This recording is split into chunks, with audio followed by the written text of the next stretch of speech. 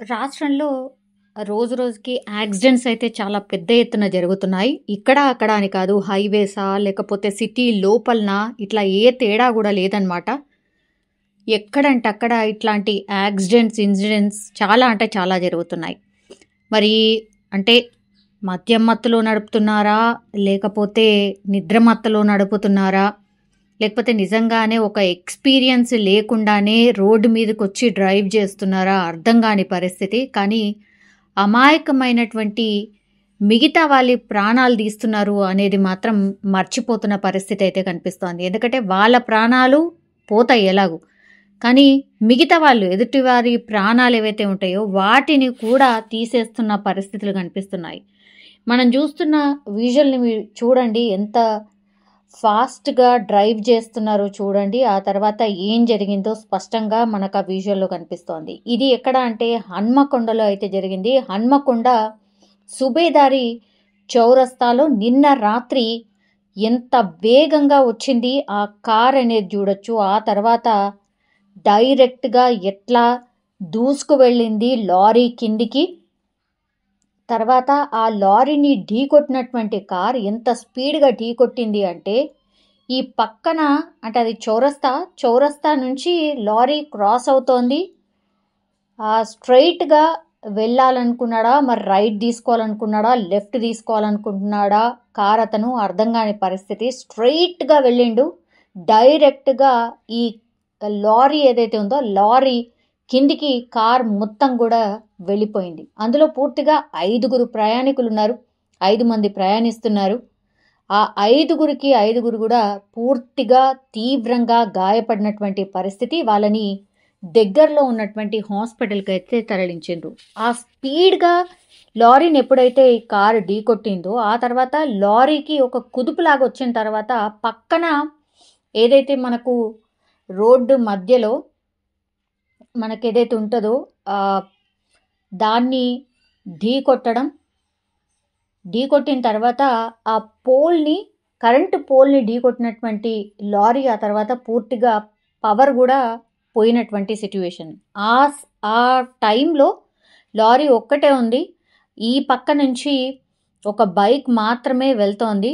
ఆ బైక్ అతనికి ఏం కాలేదనుకుంటా. బట్ ఒక్కసారిగా ఈ లారీ కిందికి కారు వెళ్ళిపోవడం, వెంటనే ఈ లారీ వచ్చి పక్కనున్నటువంటి ఫెన్సింగ్‌కి మధ్యలో ఉన్నటువంటి ఫెన్సింగ్‌కి గుద్దుకోవడం. ఆ తర్వాత వెంటనే పవర్ కట్ అవ్వడం. అక్కడే దగ్గరలో ఉన్నటువంటి బైక్ అతను ఒక రకంగా షాక్ అయిపోయిన పరిస్థితి. చాలా అంటే చాలా పెద్ద శబ్దం వచ్చినట్టుగా అక్కడున్నటువంటి స్థానికులైతే చెప్తున్నారు. సో, ప్రాణాలతో బయటపడ్డాడు ఈ బైక్ అతను. కానీ ఆ లారీని చూడండి, అతి పెద్ద లారీ ఇది. వరంగల్‌కి అటు ఇటుగా మనకు జనరల్లీ వరంగల్‌లో ఉన్నటువంటి వాళ్ళు చూస్తూ ఉంటారు. బికాస్ వరంగల్‌ని ఆనుకుని క్వారీస్ చాలా ఉంటాయి. ఆ పెద్ద బండరాయిలు పెట్టుకొని ఇట్లా పెద్ద పెద్ద లారీస్ అయితే ఎక్కువ మట్టికి రాత్రిపూట అవి చేరేస్తూ ఉంటాయి. వాటి వాటి గమ్యస్థానాలకి. క్వారీ నుంచి ఇంకో ప్లేస్‌కి ఇవి డెలివరీ చేస్తూ ఉంటాయి. ఆ టైంలో జరిగినటువంటి ఇన్సిడెంట్. ఇంత పెద్ద లారీలో బండరాయి అంత పెద్ద కొన్ని క్వింటాళ్ళ బండరాయి ఉంటుంది. ఈ క్వారీకి సంబంధించిన లారీస్ ఎక్కువ మటికి రాత్రిపూటనే అటు ఇటు వెళ్తూ ఉంటాయి. ఆ టైంలో జరిగినటువంటి ఇన్సిడెంట్ మనం స్పష్టంగా చూస్తున్నాం. పూర్తిగా కార్‌నైతే బయటకి తీసేసిండ్రు. బట్ ఈ లారీ కిందికి వెళ్ళిపోయినటువంటి వాళ్ళ పరిస్థితి మాత్రం అత్యంత దారుణంగా ఉంది అని చెప్తున్నారు. తీవ్రంగా గాయపడ్డట్టుగా చెప్తూ ఉన్నారు. వాళ్ళని దగ్గరలో ఉన్నటువంటి హాస్పిటల్‌కైతే తరలించారు. కానీ ఇట్లాంటి ఇన్సిడెంట్స్ చాలా తరచుగా జరుగుతున్నాయి. మద్యం మత్తా, నిద్ర మత్తా, ఇంకోటా తెలియట్లేదు. లేకపోతే స్పీడ్ వల్లనా, కంట్రోల్ కాలేకనా ఇట్లాంటి ఇన్సిడెంట్ జరుగుతున్నాయి. అట్లనే చెరువులకు కూడా అంటే చెరువుల పడ్డటువంటి ఇన్సిడెంట్స్ కూడా చాలా పెద్ద ఎత్తున ఈ మధ్య కాలంలో చూస్తూ ఉన్నాం. సో, ఇట్లా కార్‌కి సంబంధించిన ఇన్సిడెంట్సే కాదు, బస్సులు ఢీకొట్టిన పరిస్థితి. మొన్న ఏలూరులో వరుసగా 3 ఇన్సిడెంట్స్ జరిగాయి. అవి యాక్సిడెంట్‌కి సంబంధించే.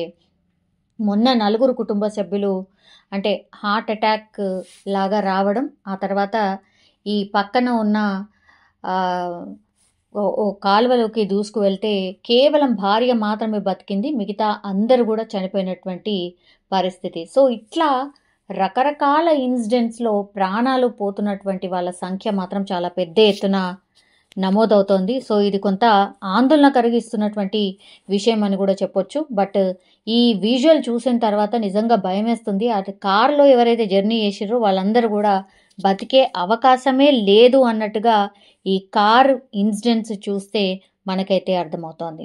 చూడాలి మరి వాళ్ళనైతే హుటాహుటిన హాస్పిటల్‌కైతే తరలించారట. మరి ఎట్లా ఉన్నది? వాళ్ళ పొజిషన్ ఏంటి? అండ్ క్రిటికల్‌గా ఉన్నట్టే చెప్తున్నారు. స్థానిక హాస్పిటల్‌కైతే వాళ్ళని తరలించిన పరిస్థితి. కానీ ఈ ఇన్సిడెంట్ చూసినటువంటి ఆ ఫ్యామిలీ మెంబర్స్ గూడా నిజంగా తప్పు ఎవరిది అంటే డెఫినెట్‌లీ ఇప్పుడు వీళ్ళు డ్రైవ్ చేస్తున్న వ్యక్తిదే అనే మాట గూడా చెప్పే సిట్యుయేషన్ అయితే కనిపిస్తోంది.